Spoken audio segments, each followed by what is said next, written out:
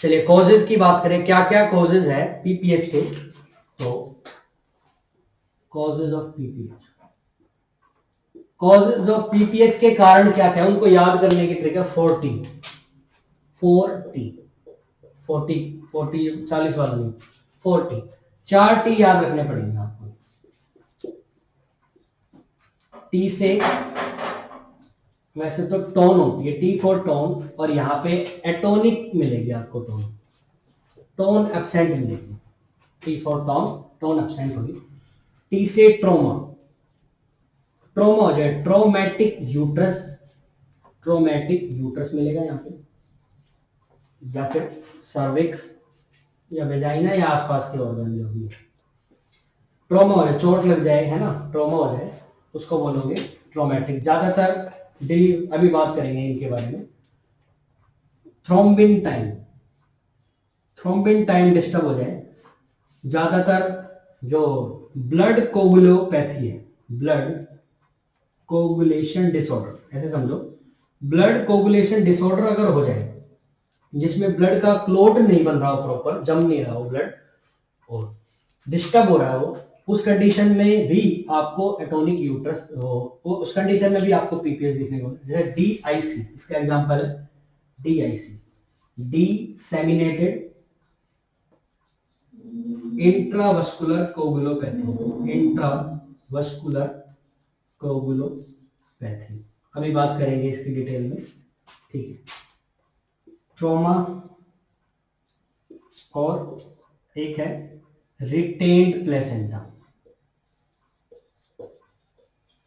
ठीक है, retained placenta, ठीक है भाई। तो ये अलग अलग टाइप के आपको देखने को मिलेंगे। टी से इन्होंने रखा है टिश्यू, टी फॉर टिश्यू, ठीक है।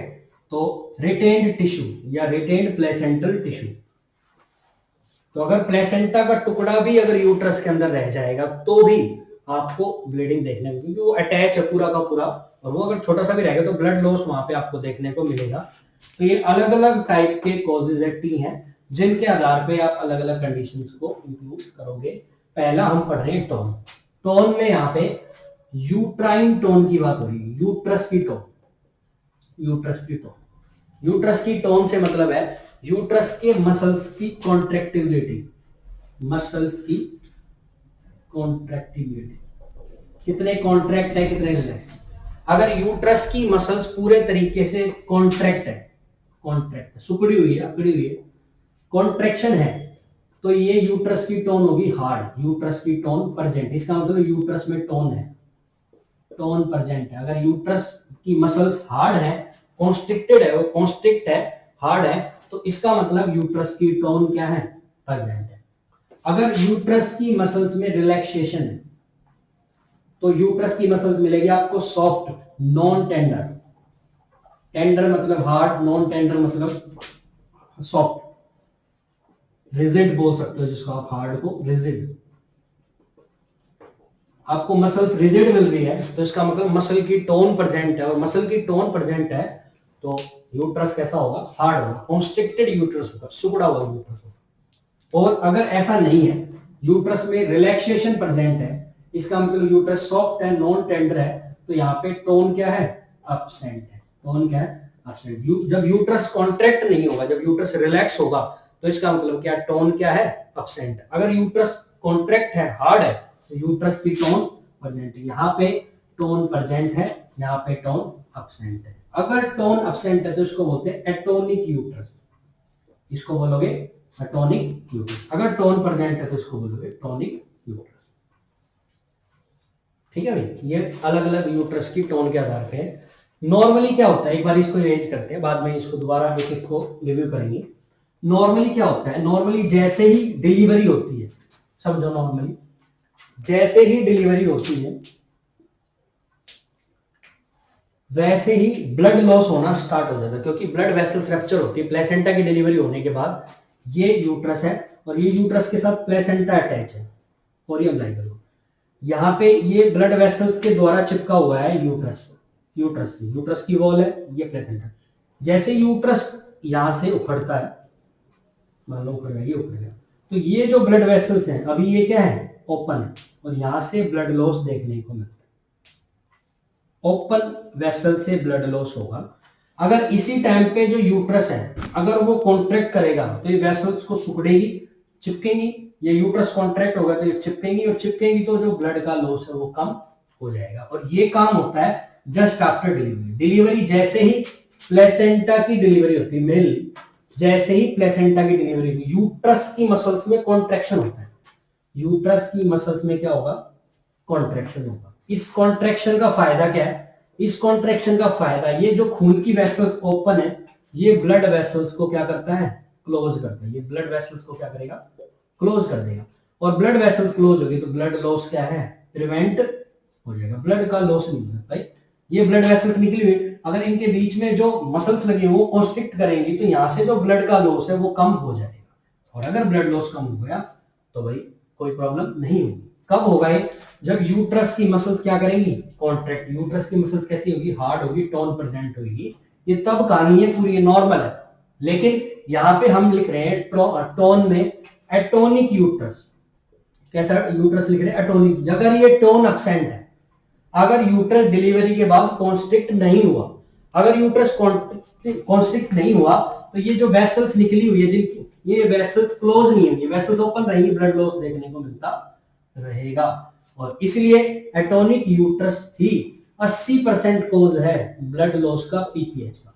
आपसे पूछ लेगा most common cause of PPH, तो आपका आंसर होगा एटोनिक यूट्रस, क्योंकि 80% केसेस में एटोनिक यूट्रस के ही कारण आपको क्या देखने को मिलेगा, ब्लड लॉस देखने को मिलेगा। आपका यूट्रस जैसे ही डिलीवरी उसके बाद क्या होना चाहिए था, कॉन्स्ट्रिक्ट होना चाहिए, लेकिन अगर वो नहीं हुआ इसका मतलब ब्लड लॉस होता रहेगा। अब यहां मान के चलो ये ब्लड वेसल्स है जो निकली हुई है और ये इनमें मसल्स हैं, ऐसे मसल्स और ब्लड वेसल्स आपस में फंसी हुई। ये मसल्स है, एक हाथ में मसल, ये वाली मसल्स है, इनमें फंसी हुई। जैसे मसल्स कॉन्स्ट्रिक्ट करती है तो खून की सप्लाई ये जो निकल रही है ब्लड ब्लॉक हो जाएगा और ब्लड लॉस नहीं होगा। लेकिन अगर ये मसल्स कॉन्स्ट्रिक्ट नहीं होंगी तो इनके अंदर जो ब्लड वेसल्स निकले वो क्लोज नहीं, कॉन्स्ट्रिक्ट नहीं होंगी, वो भी क्लोज नहीं होंगी, और वो क्लोज नहीं होगी तो ब्लड लॉस आपको देखने को मिलेगा। इसलिए एटोनिक यूट्रस के अंदर आपको पीपीएच देखने को मिलेगा। पहला कारण, मोस्ट इंपोर्टेंट कारण, 80% कोज के अंदर आपको पीपीएच का कारण एटोनिक यूट्रस है। बार बार एग्जाम में आया, 100% आपको याद होना चाहिए। एटोनिक यूट्रस का कारण, एटोनिक यूट्रस के कारण ही पीपीएच देखने को मिलेगा। क्यों होता है पूरा मैंने फंक्शनल आपको समझा दिया, नॉर्मल कंसेप्ट, एबनॉर्मल कंसेप्ट सब समझा दिया। टोन का मतलब मसल्स की हार्डनेस, मसल्स में कॉन्ट्रैक्शन, ठीक है। अब आगे चलो, तो ये तो बात होगी इसकी। अब क्वेश्चन दिमाग में ये आता है कि ऐसा क्या हुआ कि यूट्रस की मसल्स कॉन्स्ट्रिक्ट ही नहीं, यूट्रस की मसल्स कॉन्स्ट्रिक्ट नहीं हुई। अब क्वेश्चन ये है कि एटोनिक यूट्रस का कारण क्या है। तो अब हमें ये भी पढ़ना पड़ेगा, क्योंकि एग्जामिनर अगर डीप में देगा तो यहां से भी देगा कि कॉजेज ऑफ एटोनिक यूट्रस, कि चलो ये बात ठीक है, एटोनिक यूट्रस हो गया और उसके कारण आपको पीपीएच देखने को मिला, लेकिन ऐसा क्या हुआ कि यूट्रस की मसल्स कॉन्स्ट्रिक्ट ही नहीं हुई। कॉन्स्ट्रिक्ट क्यों नहीं हुई, तो ये कॉजेज में जाएगा। देखो एक गुब्बारे की तरह समझो इसको, ये गुब्बारा है, बैलून नॉर्मल जो आप घर में बैलून यूज करते हो वो मान के चलिए, ये बैलून है नॉर्मल, ये बैलून नॉर्मल से ज्यादा फूल गया, ढीला हो गया, उसी को बोलते हैं ढीला। ये नॉर्मल बैलून है, ये टोन एब्सेंट एटोनिक बैलून है, एटोनिक यूट्रस मानते हैं। ये टोनिक यूट्रस है जिसकी टोन नॉर्मल है।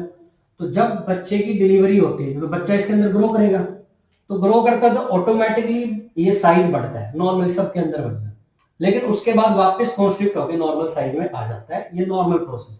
लेकिन एटोनिक कैसे हुआ, गुब्बारा नॉर्मल से ज्यादा क्यों फूला पड़ा रहेगा, खुल गया, वो इसलिए होगा अगर आपने जरूरत से ज्यादा इसमें चीजें डाल दोगे, इसमें एक की जगह 2 फीटस हो गए, तो पहले जितना चौड़ा हुआ है, जितना ये रिलैक्स हुआ, उसके बाद वापस नॉर्मल आ गया। लेकिन अगर इसमें ज्यादा खुलेगा तो उतना नहीं कॉन्स्ट्रिक्ट हो पाएगा जितना पहले हो सकता था।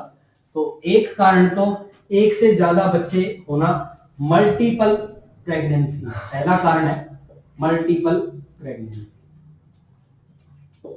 एक बैलून की समझे, बैलून की तरह समझे, बैलून ढीला कैसे होगा, तो बैलून ऐसे ढीला हो जाएगा, मान लो उसमें एक बॉल डाल रखी है आपने छोटी सी, आप नॉर्मल एक बॉल डालते हो और उसको निकाल लेते हो, तो बैलून ढीला होता थोड़ा सा। लेकिन अब की बार आपने दो बॉल डाल दी छोटी छोटी, दो बैलून डालोगे, थोड़ा पानी भी डाल दिया, तो अब वो पहले से ज्यादा फूलेगा, फूल गया कोई बात नहीं, लेकिन जब वो नीचे वापस रिलैक्स करेगा तो उतना नहीं हो पाएगा जितना होना चाहिए। तो अगर वो उतना नहीं हुआ, उसी को तो बोलते हैं एटोनिक। तो एक से ज्यादा फीटस अगर ग्रो करेंगे बेबी यूट्रस के अंदर, तो यूट्रस नॉर्मल फैल तो ज्यादा जाएगा, नॉर्मल से ज्यादा फैलेगा, जब ज्यादा फैलेगा कोई दिक्कत नहीं, लेकिन वापस उतना रिलैक्स नहीं कर पाएगा क्योंकि ये एबनॉर्मल कंडीशन है। तो पहला तो मल्टीपल प्रेगनेंसी के अंदर आपको एटोनिक यूट्रस देखने को मिलेगा। आप बैलून के अंदर अगर ज्यादा पानी भरोगे, ज्यादा चीजें डालोगे, तो फूल तो जाएगा, लेकिन वापस उतनी कॉन्स्ट्रिक्ट नहीं, उतनी उसकी टोन इलास्टिसिटी नहीं बन पाएगी जितनी पहले थी। ये प्रैक्टिकल चीज है, ऐसे ही यहां होता है। और आपको मल्टीपल प्रेगनेंसी के कारण एटोनिक यूट्रस देखने को मिलेगा। ठीक है, सेकेंड पॉइंट है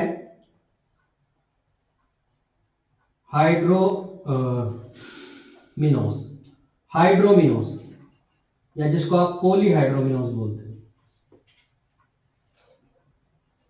नॉर्मल आपको पता है एमनियोटिक फ्लूइड का एक नॉर्मल अमाउंट जो यूट्रस बच्चे के चारों तरफ होता है, एक नॉर्मल अमाउंट है। अगर वो नॉर्मल अमाउंट 2 लीटर से भी ज्यादा हो जाए, नॉर्मल 1000 ml तक होता है एवरेज, 600 से 800 ml ट्रम के आसपास आपको देखने को मिलेगा एट ट्रम। पेपर में आया था वही क्वेश्चन। ट्रम पे आपको कितना एमनियोटिक फ्लूइड देखने को मिलेगा? ट्रम पे मतलब जब डिलीवरी का पीक टाइम है, बिल्कुल पीक टाइम मतलब 38 से लेके 42 वीक तक की जो प्रेगनेंसी है, मतलब अब डिलीवरी होने वाली, इस टाइम में एमनियोटिक फ्लूइड कितना होना चाहिए? ये होना चाहिए 600 से 800 ml के आसपास। अगर ये 600 से 800 ml से ज्यादा होगा, कितना ज्यादा? 2 लीटर से भी ज्यादा अगर एमनियोटिक फ्लूइड आपको इस टाइम मिल रहा है, जिस टाइम पे 800 मिलना चाहिए, इस कंडीशन को बोलते हैं पॉलीहाइड्रोमिनोज। अब वही पहले 800 ml फ्लूइड था, अब इसमें 1200 ml और ज्यादा आ गया, 2 लीटर से भी ज्यादा हो गया, तो ये ज्यादा फूलेगा, कोई दिक्कत नहीं, वापस रिलैक्स उतना नहीं होगा। तो सेकंड जो कारण है एटोनिक यूट्रस का, वो है हाइड्रोमिनोज या पॉलीहाइड्रोमिनोज। ठीक है, तो सेकंड कारण है पॉलीहाइड्रोमिनोज। थर्ड जो कोज है ग्रैंड मल्टीपैरा। थर्ड जो कोज है ग्रैंड मल्टीपैरा। देखो, ग्रैंड मल्टीपैरा वो फीमेल्स हैं जो 4 या 4 से ज्यादा बार बच्चे पैदा कर चुकी है। 4 या 4 से ज्यादा बार जो बच्चे पैदा करेगी उसको आप ग्रैंड मल्टीपैरा मदर बोलते हो। ठीक है, अब 4 या 4 से ज्यादा बार बच्चे, तो हर बार फ्लूइड भरा निकला, बार बार आप बैलून में पानी डालोगे डालोगे तो वो ढीला हो जाएगा। तो वही सेम कंसेप्ट है, ग्रैंड मल्टीपैरा के अंदर भी आपको ये एटोनिक यूट्रस देखने को मिलेगा। या जो बेबी का साइज है, अगर वो बहुत ज्यादा बड़ा हो जाए, मैक्रोसिफेली जिसको बोलते हैं, या फिर ऐसे बोल दो लार्ज बेबी बोलो, ये तो फिर सिर्फ ब्रेन के लिए हो।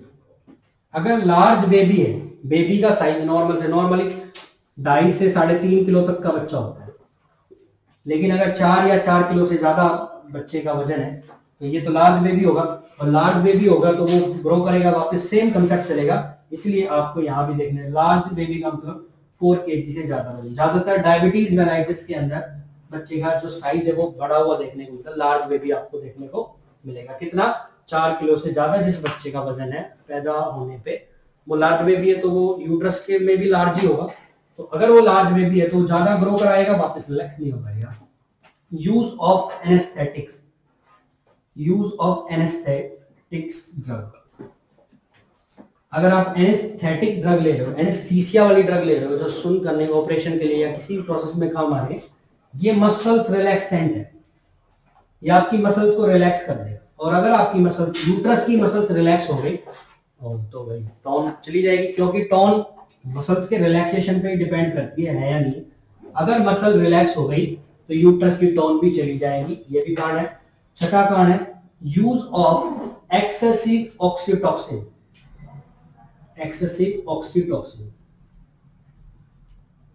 यूज ऑफ, दिख रहा है भाई? हाँ, यूज ऑफ एक्सेसिव ऑक्सीटॉक्सिन का यूज आप करते हो, हाँ, डिलीवरी के लिए, नॉर्मल प्रोसेस के लिए, लेबर प्रोसेस को स्टार्ट करने के लिए, बढ़ाने के लिए, ये नॉर्मल। लेकिन अगर आप एक्सेसिव यूज करोगे तो यूट्रस को आप ज्यादा बार बार कॉन्ट्रैक्ट करा रहे हो, बार बार रिलैक्स, बार बार कॉन्ट्रैक्ट, जब बार बार यूट्रस कॉन्ट्रैक्ट रिलैक्स करेगा तो सेम इसी की तरह होगा ग्रैंड मल्टीपैरा, ज्यादा बार यूट्रस कॉन्ट्रैक्ट रिलैक्स करेगा तो यूट्रस का साइज ज्यादा बढ़ेगा, और यूट्रस का साइज ज्यादा बढ़ेगा तो वो वापस उतना रिलैक्स नहीं हो पाएगा और एटोनिक यूट्रस आपको देखने को मिलेगा। ये वो सभी कारण हैं जिनके कारण आपको एटोनिक यूट्रस मिलेगा, और एटोनिक यूट्रस है तो यूट्रस वापस रिलैक्स नहीं होगा, रिलैक्स नहीं होगा तो ब्लड वेसल्स ओपन रहेगी, ब्लड वेसल्स ओपन रहेगी तो आपको ब्लड लॉस देखने को मिलेगा। ठीक है, तो ये पहला कारण है एटोनिक यूट्रस, जिसके कारण 80% केसेस में आपको पीपीएस देखने को मिलेगा। Second, trauma. 80% जो कोज है वो है एटोनिक यूट्रस, और 20% जो कोज है वो है ट्रॉमा। ट्रॉमा के कारण 20% केसेस के अंदर आपको पीपीएस देखने को मिले। सेकंड जो कोज है टी फॉर ट्रॉमा, जिसमें आप किसी ना किसी तरीके से यूट्रस की ब्लीडिंग हो गई, सर्विक्स की ब्लीडिंग होगी, या आसपास के किसी होगी। ज्यादातर आप इंस्ट्रूमेंटल जब डिलीवरी करा रहे हो, इंस्ट्रूमेंट्स की हेल्प से डिलीवरी, फोर्सेप डिलीवरी है, वैक्यूम्स डिलीवरी है, वैक्यूम मशीन की हेल्प से आप डिलीवरी कराना चाह रहे हो, 3D वाले फोर्सेप इंस्ट्रूमेंट्स की हेल्प से आप डिलीवरी कर रहे हो। तो जब आप इन इंस्ट्रूमेंट्स को इंसर्ट करते हो और आप सही तरीके से प्रोसीजर, सही प्रोसेस का यूज नहीं कर रहे, तो होगा क्या, होगा ये आसपास के एरिया को रैप्चर कर देगी। अगर रैप्चर होगा तो ट्रॉमा, और ट्रॉमा होगा तो आपको वहां पे ब्लड लॉस देखने को मिलेगा। इस कंडीशन के कारण आपको यहाँ ब्लड लॉस देखने को मिलेगा due to trauma of uterus, cervix और नियर बाय जो भी पार्ट्स है उनके कारण। तो ये अच्छा 20% केसेस में ट्रॉमा के कारण आपको पीपीएस देखने, मेनली तो दो ही कारण है जिनके कारण आपको ब्लड लॉस देखने को। इसके अलावा ब्लड कोगुलेशन डिसऑर्डर, ठीक है, ब्लड कोगुलेशन डिसऑर्डर में मैंने डीआईसी बताया था, डिसेमिनेटेड इंट्रावस्कुलर कोगुलोपैथी। पूरे डिसेमिनेटेड का मतलब पूरी बॉडी में, डिसेमिनेटेड, इंट्रावस्कुलर, इंट्रा मतलब अंदर, वेसल्स मतलब वेसल्स के अंदर, कोगुलोपैथी मतलब कि ब्लड कोगुलेशन डिसऑर्डर, ब्लड की क्लोटिंग हो जाए, पूरी खून की पाइपों के अंदर ब्लड की क्लोटिंग अगर हो जाएगी तो ये भी इसको बोलते हैं डीआईसी, और ये ब्लड कोगुलेशन डिसऑर्डर है। इन कंडीशंस में भी आपको पीपीएस देखने को मिलेगा। ठीक है, वो भी ब्लीडिंग को प्रमोट करेगा या डिस्टर्ब करेगा, और ज्यादा हीलिंग में अगर दिक्कत कर रहा है, अगर मान लो ये यूट्रस है, यूट्रस के यहाँ पे प्लेसेंटा अटैच है, जब ये प्लेसेंटा हटी तो ये जो एरिया है जहां से प्लेसेंटा अटैच था, अगर वो हील लेट होगा, लेट हील होगा, यहाँ से ब्लड लॉस होता रहेगा, ब्लीडिंग मैकेनिज्म एक्टिव नहीं होगा, जो कि क्लोटिंग मैकेनिज्म एक्टिव नहीं होगा, तो ये क्लोट नहीं बनेगा, और क्लोट नहीं बनेगा तो ये पोर्स ओपन रहेंगे और ब्लड लॉस देखने को मिलेगा। अगर DIBCD है, मतलब ब्लड कोगुलेशन डिसऑर्डर, तो आपको देखना ब्लड लॉस होता रहेगा तो प्रॉपर हील नहीं होगा तो आपको पीपीएस देखने को मिलेगा। ठीक है, उसके अलावा placental retained placenta, T for tissue, और टिश्यू मतलब रिटेन्ड प्लेसेंटा। जब प्लेसेंटा की डिलीवरी हो रही है और पूरी की पूरी प्लेसेंटा निकलने की जगह पार्ट्स ऑफ प्लेसेंटा रह जाए, थोड़ा सा पार्ट अंदर रह जाए, अगर ऐसा होता है तो भाई मान लो इतनी प्लेसेंटा थी, ये प्लेसेंटा इतनी निकली, लेकिन पूरी डिलीवरी नहीं, थोड़ा सा पार्ट बन गया, तो ये पूरी की पूरी ब्लड वेसल से बनी हुई होती है, तो यहां से भी ब्लड लॉस होगा, यहां से भी ब्लड लॉस होगा, तो पूरे एरिया से ब्लड लॉस आपको देखने को मिलेगा, क्योंकि मेनली प्लेसेंटा के अंदर ब्लड वेसल्स ही है सारी। अब थोड़ा सा प्लेसेंटा अगर टूटेगा तो आसपास की जो ओपनिंग जो एरिया जहां से टूटा है वहां से ब्लड लॉस होता रहेगा, अगर होता रहेगा तो आपको ब्लीडिंग देखने को मिलेगी। ठीक है भाई, तो ये सभी कारण हैं जिनके कारणों से पीपीएस देखने को मिलेगा, पोस्टमार्टम हेमरेज देखने को मिलेगा। ठीक है, ये वाला क्लियर।